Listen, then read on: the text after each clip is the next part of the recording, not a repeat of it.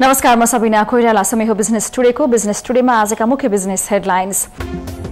सरकार विपत्तिको समयको लागि पुग्ने खाद्यान्न र पेट्रोलियम पदार्थको भण्डारणको तयारीमा। 6 महिनासम्म पुग्ने गरी खाद्यान्न र पेट्रोलियम पदार्थको जोहो गरिने। भूकम्प प्रभावित क्षेत्रका लागि पुल्चोक इन्जिनियरिङ क्याम्पसका विद्यार्थीले बनाए नमूना घर। छरितो आश्रय नाम दिएका नमूना घरहरूप्रति आकर्षण बढ्दो। अति जोखिममा परेका स्थानका बासिन्दालाई स्थानान्तरण गर्न अनुगमन उपसमितिको सुझाव। राहत, पुनर्स्थापना र पुनर्निर्माणका लागि ठोस योजना ल्याउनु पर्ने। देशलाई नै जनशक्तिको आवश्यकता भइरहेको बखत विदेशी नैको ताती रोक्ने सरकारको तयारी। विदेशमा रहेकाहरूलाई पनि फर्काउन सरकारले कम्मर कस्यो। र भूकम्पका कारण चर्केको काठमाडौँको चाबहिल स्थित केएल टावर वरिपरिका बासिन्दा त्रासमा। अग्ला घरहरूले सिर्जना गरेको आतंकले स्थानीयवासी पिरलोमा।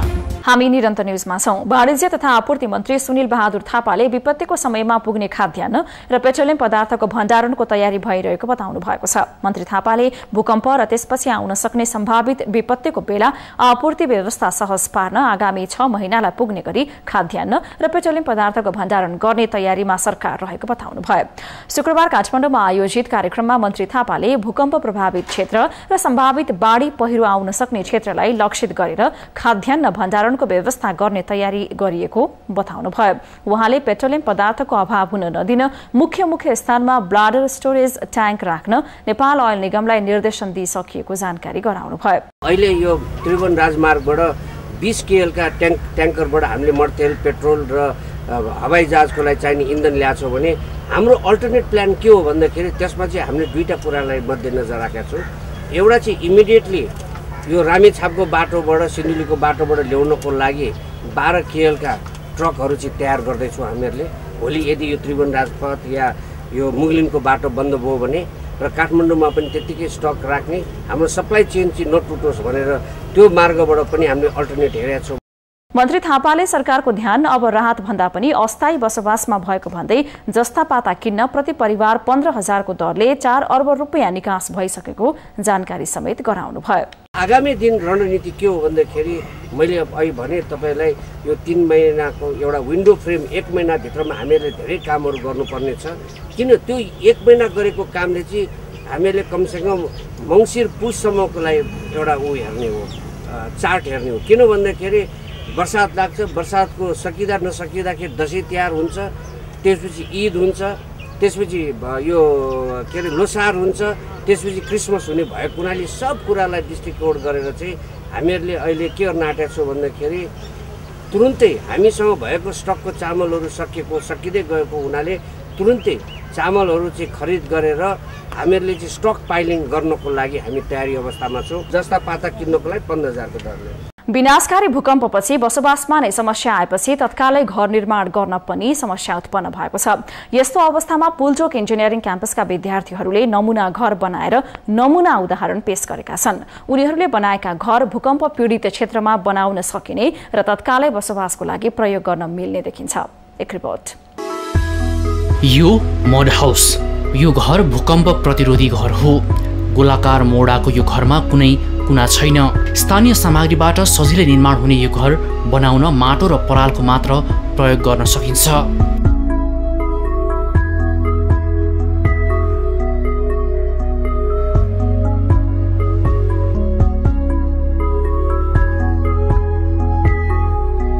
छानामा खर लगायत वस्तुको प्रयोग गर्न सकिन्छ। निकै नै कम समयमा आफ्नै गाउँघरमा कुनै खर्च बिना यो घर बनाउन सम्भव छ र यस्ता घर निकै लामो समयसम्म प्रयोग गर्न सकिन्छ। यसमा चाहिँ कस्ट केही लाग्दैन। अब यदि गाउँमा होइन स्थानीय स्रोत छ, मान्छे स्थानीय मजदुरहरू हुनुहुन्छ भने उहाँहरूले इजिली गर्न सक्नुहुन्छ। हामीले हल्का हिन्ट्स दिन्छौँ, यसरी गर्नुहोस् यसरी गर्नुहोस् भनेर त्यो आधारमा उहाँहरूले गर्नुहुन्छ। अब त्यो छानो पनि होइन, उहाँको भत्किएको टिन हुनसक्छ अथवा गोठहरू त प्रायः खर्की हुन्छ नि, खर हुन्छ, अलिकति खर काटौँला, अलिकति सल्ली पिराल बटुलाउँला, त्यो बटुलेर छानो लाउँछौँ र पराल र बालुवा माटो मिसाएर वाल लाउँछौँ। त्यस्तो के हुन्छ। यो ब्याम्बो हाउस।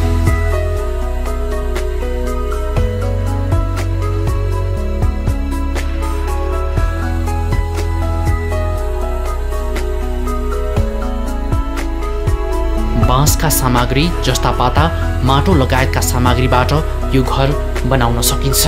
निकै नै थोरै मूल्यमा यो राम्रो ओत लाग्ने ठाउँ बन्न सक्छ। लोकली अभाइलेबल मटेरियल्सहरू युज गरेर त्यसको बेस्ट युज गरेर चाहिँ हामीले बनाउन लाग्छौँ। यसमा चाहिँ हामीले के गरेका छौँ भन्दाखेरि यो स्ट्रक्चरल इन्जिनियरिङली डिजाइन छ। यसमा चाहिँ डेड फिट खनेको छौँ। त्यसपछि हामीले यो कन्क्रिट ब्लकहरू जुन हामीले ल्याबमा टेस्ट गर्थ्यौँ त्यो युज गरेका छौँ। त्यसपछि मड र ब्रिकमा यहाँ मोटर युज गरेर हामीले वाल लाग्छौँ। त्यसमाथि हामीले ब्याम्बो युज गरेका छौँ। अनि त्यसपछि चाहिँ यो हामीले यो घर कस्तो ठाउँमा युज गरेको भन्दाखेरि जहाँ चाहिँ मान्छेहरूको जस्तै घर भत्केको हुन्छ नि होइन, त्यस्तो ठाउँमा मान्छेहरूले चाहिँ यो यस्तो त्यहाँ भएको लोकली अभाइलेबल मटेरियल युज गरेर जस्तो कि अब यहाँ हामीले बाँस युज गरेका छौँ, त्यहाँ मान्छेहरू घर भत्केको होला त्यो दलिन नै युज गर्न सक्छ नि त। पुल्चोक इन्जिनियरिङ क्याम्पसका मेकानिकल र आर्किटेक्ट इन्जिनियरिङका विद्यार्थी आफ्नै ढङ्गले नमुना घर तयार गरिरहेका छन्। एउटा समूहले छरितो र अर्को समूहले आश्रय नाममा नमुना तयार गरिरहेका छन्। पुल्चोक क्याम्पस परिसरमा छुट्टा छुट्टै स्थानमा ती नमुना घर प्रदर्शन गरिएको छ। विद्यार्थीहरूले साधन स्रोत पाएसम्म र समयले भ्याएसम्म उपलब्ध भएका उपकरण प्रयोग गरेर घर बनाइरहेका छन्। कसैले नमुना लगेर आफ्नै तरिकाले बनाउन चाहे पनि निःशुल्क रूपमा प्राविधिक ज्ञान पनि दिने विद्यार्थीहरूको भनाइ छ। टेस्ट गर्नको लागि उता स्याम्पल छ हैन, अहिले त्यो हिजो बनाएको, तर तपाईँ टेस्ट गर्न हेर्नुहुन्छ भने उता ह्यामरले युज गर्दा त्यो फुट्दैन क्या, त्यो एकदम बाइन्डिङ राम्रो छ। जस्तै यसको लाइफ इयर भनेको चाहिँ तपाईँको 60 इयरसम्म। अहिले युएस र युरोपतिर चाहिँ नर्वेतिर म्याक्सिमम नर्वेतिर चाहिँ युज गरिरहेको छ। अनि यसले तपाईँको 8सम्म मजाले छेक्छ।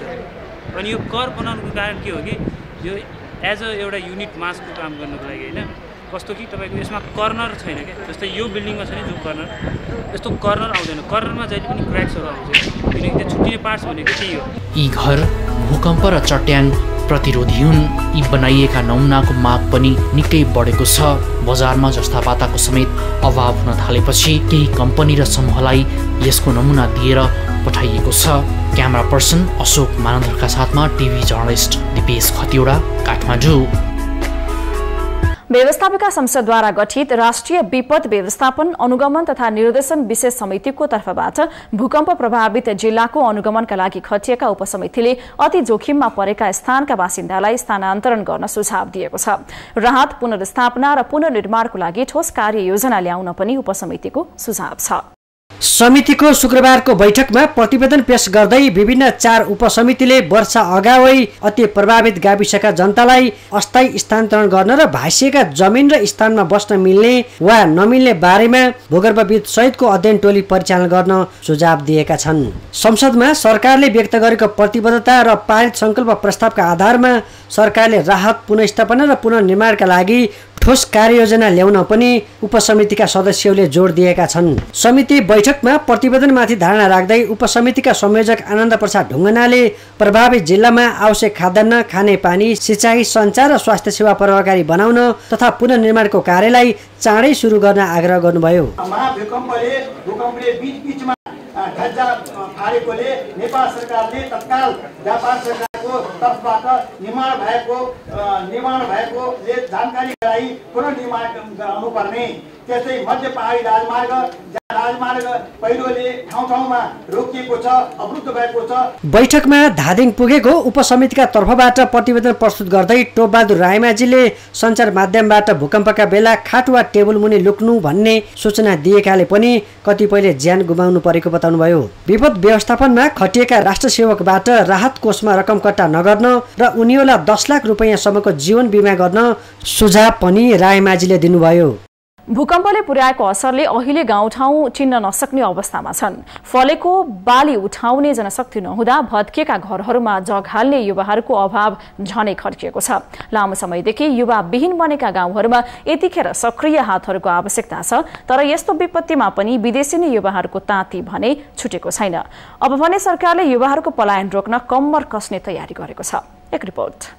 सरकारले भूकम्प प्रभावित क्षेत्रको लागि युवा स्वयंसेवक परिचालन कार्यविधि 2072 ल्याउन लागेको छ। युवा तथा खेलकुद मन्त्रालयले ल्याउन लागेको युवा स्वयंसेवक परिचालन कार्यविधिले भूकम्प प्रभावित क्षेत्रमा पुनर्निर्माण र पुनर्वास कार्यक्रममा युवाको परिचालनलाई चरणबद्ध रूपमा लागू गरिने भएको छ।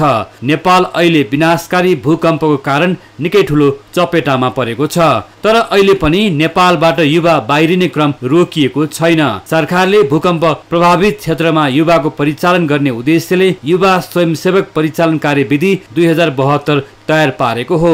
युवा तथा खेलकुद मन्त्रालयले तयार गरेको युवा स्वयंसेवी कार्यविधिले देशभित्र र बाहिर रहेका युवालाई भूकम्प प्रभावित क्षेत्रमा लगाइने भएको छ। भूकम्प प्रभावित क्षेत्रका विभिन्न गाउँ बस्तीहरूमा युवाको अभाव भएको अवस्थामा सरकारले आगामी 2 वर्षका लागि युवालाई पुनर्निर्माण र पुनर्वास कार्यक्रममा लगाउने तयारी गरेको युवा तथा खेलकुद मन्त्रालयका सचिव दिपेन्द्रनाथ शर्माले बताउनुभयो।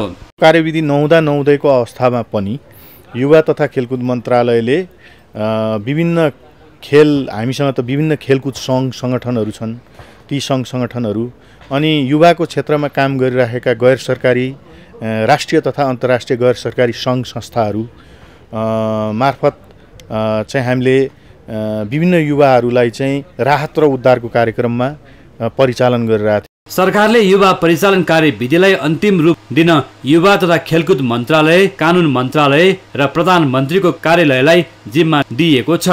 भूकम्प प्रभावित क्षेत्रमा भएको क्षति र नोक्सानीको पुनर्निर्माण र पुनर्वासमा ठूलो संख्यामा युवाको आवश्यकता परेको हुँदा सरकारले विभिन्न समूहमा आबद्ध भएका युवालाई सुरुमा स्वयंसेवक र पछि बिस्तारै श्रमको भुक्तानी गरेर युवाको श्रम उपयोग गरिने सचिव शर्माले बताउनुभयो। हामीले भग्नावशेष क्लिनिङ गर्दाखेरि पनि हामीले चाहिँ युवा जनशक्ति चाहिँ श्रम शक्ति चाहिँ नपाइरहेको अवस्था छ। त्यसैले त्यो श्रम शक्तिको खाँचो परिपूर्ति गर्नको लागि पनि उहाँहरूलाई आह्वान गरिएको छ र उहाँहरू चाहिँ फर्केर आउनु आवश्यक छ र राज्यमै रोजगारीको अवसर पनि सिर्जना हुने अवस्था छ। देशबाट हरेक दिन युवा शक्ति विदेश पलायन भइरहेको अवस्थामा सरकारले युवालाई राष्ट्र निर्माणमा लगाई देशभित्रै रोजगारी सिर्जना गर्न सकेको अवस्थामा कामको लागि विदेश गएका युवा स्वदेश फर्किएर राष्ट्र निर्माणमा लाग्न सक्नेछन्। विदेशमा रहेका नेपाली युवाहरू स्वदेश फर्केर आफ्नो देश, आफ्नो घर आँगनमा फर्केर उनीहरूले पुनर्निर्माणमा लाग्नेछन्। यो पुनर्निर्माणको लागि राज्यले उपयुक्त नीति बनाउन आवश्यक छ।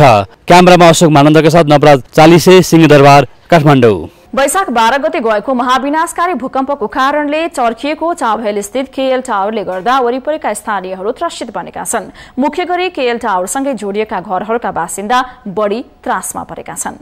एक रिपोर्ट। महाविनाशकारी भूकम्पका कारण काठमाडौँका धेरैजसो व्यापारी भवनको हालत अहिले नाजुक बनेको छ। चाबहेली स्थित केएल टावर पनि अहिले ठाउँ ठाउँमा चर्किएपछि त्यस वरपरका स्थानीय बासिन्दा आतंकित बनेका छन्। राजधानीका अग्ला घरहरू मात्र जोखिममा छैनन्, उनीहरूले सँगैका अन्य घरहरूलाई समेत जोखिममा पारेका छन्।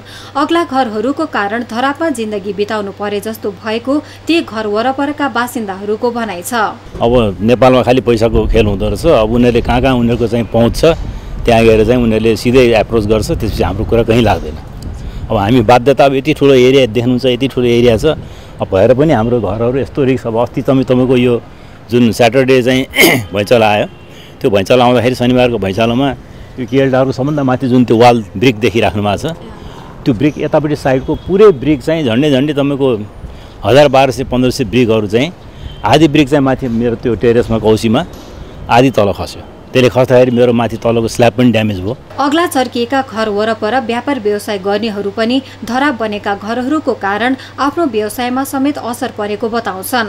अग्ला भवनकै कारण नजिकै रहेका पसलहरूमा उपभोक्ता किनमेल गर्न आउन छाडेको उनीहरूको गुनासो छ।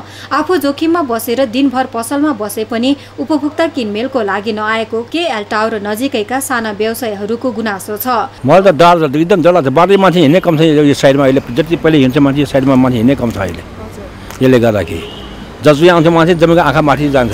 स्ट्रक्चरै भत्केला भन्ने त छैन, त्यही पनि अब यो गाह्रो चाहिँ धेरै हाइट भएको हुनाले गर्दाखेरि यो गाह्रोले गर्दाखेरि चाहिँ अब गाह्रो साह्रो चाहिँ सबै चर्किरहेछ।